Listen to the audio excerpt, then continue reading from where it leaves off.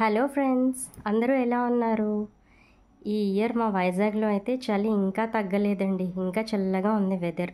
మరి నేనైతే ఈ చల్లని వెదర్లో ఒక వేడి వేడి కాఫీ తాగుతూ మీతో ఒక హెల్దీ రెసిపీ షేర్ చేసుకుందామని అయితే అనుకుంటున్నాను. మరి తప్పదండి, మీరు కూడా చూసి ఆ రెసిపీ ట్రై చేయాల్సిందే. రెసిపీ పేరైతే చెప్తాను, కానీ భయపడకండి. అదైతే నేను ఇప్పుడు యూట్యూబ్ కోసం కొత్తగా తయారు చేసి మీకు చూపిస్తున్న రెసిపీ అయితే కాదండి. ఇది మా అమ్మమ్మ వాళ్ళ జనరేషన్ నుంచి వస్తుంది.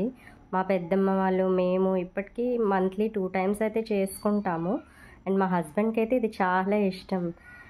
చేసిన రోజు అయితే లంచ్ బాక్స్లో కూడా అదే కట్టేయమంటారు. ఆ రెసిపీ పేరే నీమ్ రైస్ అండి, వేపాకు అన్నం. మరి ఇది వేపాకుతో చేస్తారు, భయపడకండి. ఇది హెల్త్కి చాలా మంచిది. వేపాకుతో హెల్త్ బెనిఫిట్స్ చాలా ఉంటాయి కదా, లైక్ ఇమ్యూనిటీ బూస్టింగ్ లాగా పనిచేస్తుంది, బ్లడ్ సర్క్యులేషన్కి బాగా పనిచేస్తుంది, బీపీ షుగర్ అన్నీ కంట్రోల్లో ఉంటుంది. ఇది మంత్లీ వన్స్ అయినా తినడంలో తప్పేమీ లేదండి, మీరు ట్రై చేయండి.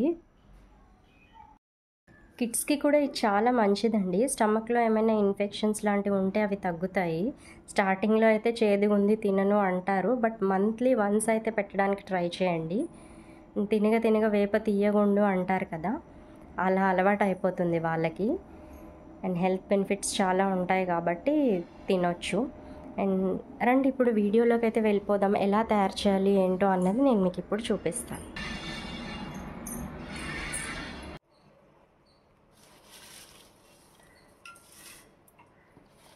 ఇక్కడ నేను ముందుగానే వేపాకు తెప్పించుకున్నాను. అవి కొన్ని తీసుకొని బాగా వాష్ అయితే చేసేసుకోవాలి.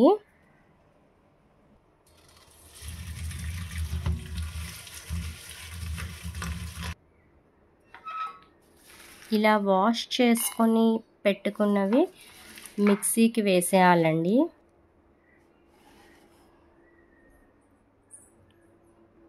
బాగా పేస్ట్ లాగా అవ్వాలి. ఫస్ట్ కొంచెం మిక్స్ చేసి, అవ్వకపోతే కొన్ని వాటర్ యాడ్ చేసుకుంటూ పేస్ట్ లాగా అయితే రెడీ చేసుకోవాలి. ఇప్పుడు రెసిపీ రెడీ చేయడానికి కావాల్సిన ఇంగ్రీడియంట్స్: ముందుగా రెడీ చేసి పెట్టుకున్న వేపాకు పేస్ట్, 1 టీ స్పూన్ ఆవాలు, 1 టీ స్పూన్ జీలకర్ర, మినప్పప్పు, కొంచెం వాము, 10 వెల్లుల్లి రెబ్బలు, ఎండుమిర్చి అండ్ కరివేపాకు.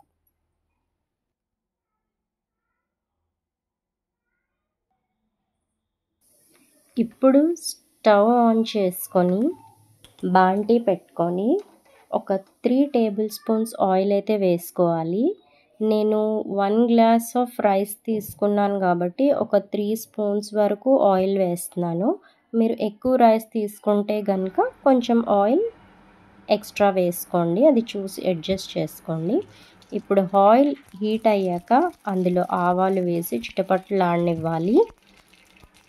తర్వాత మనం రెడీ చేసుకొని పెట్టుకున్న పోపు దినుసులు ఒక్కొక్కటిగా వేసి వేగుతూ ఉండాలండి, వేయించాలి.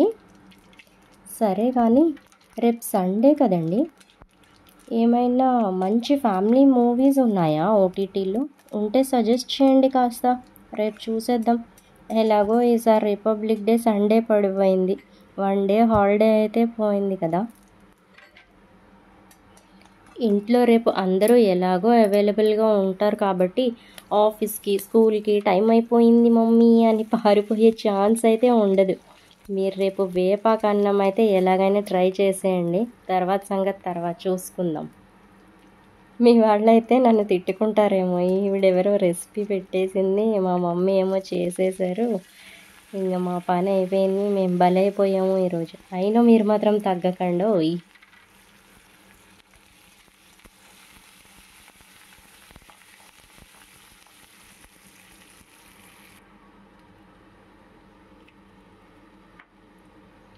పోపులన్నీ బాగా వేగాక ఇప్పుడు అందులో ఒక 3 టేబుల్ స్పూన్స్ అయితే నేను వేసుకున్నానండి. మీరు స్టార్టింగ్ ఫస్ట్ టైం చేసినట్టయితే ఒక 2 టేబుల్ స్పూన్స్ వరకు వేపాకు పేస్ట్ వేసుకోండి. అది పచ్చి వాసన పోయేంత వరకు కొంచెం ఫ్రై చేస్తూ ఉండాలి. అందులోనే మీరు రుచికి సరిపడా సాల్ట్ వేసేసుకోండి. వేపాకు కొంచెం చేదుగా ఉంటుంది కాబట్టి సాల్ట్ అనేది కొంచెం ఎక్కువగా పడుతుందండి. అది టేస్ట్ చేసుకొని మీరు అడ్జస్ట్ చేసుకోండి. ఇప్పుడు మనం ముందుగానే రెడీ చేసి ఉంచుకున్న రైస్ అయితే ఇందులో మిక్స్ చేసేయాలి. బాగా మిక్స్ చేసుకోవాలండి.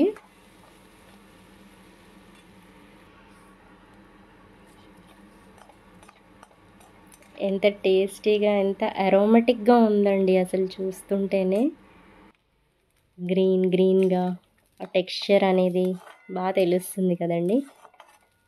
ఇలా బాగా మిక్స్ చేసుకోవాలి ఉండలు లేకుండా రైస్ అనేది. ఇప్పుడు రెడీ అయిపోయిందండి. మనం సర్వ్ చేసుకోవడమే. చూడండి ఎంత స్పెషల్గా ఉంది కదా అసలు. చేసేయండి మీరు కూడా ఇంకా. మరి ఈ వీడియో మీ అందరికీ నచ్చింది అనుకుంటున్నా. మీరు కూడా ట్రై చేసి ఎలా వచ్చిందో కమెంట్ చేయండి. అండ్ ఈ healthy recipe me family and ఫ్రెండ్స్కి షేర్ చేయండి. Also don't forget to subscribe my channel. Thank you.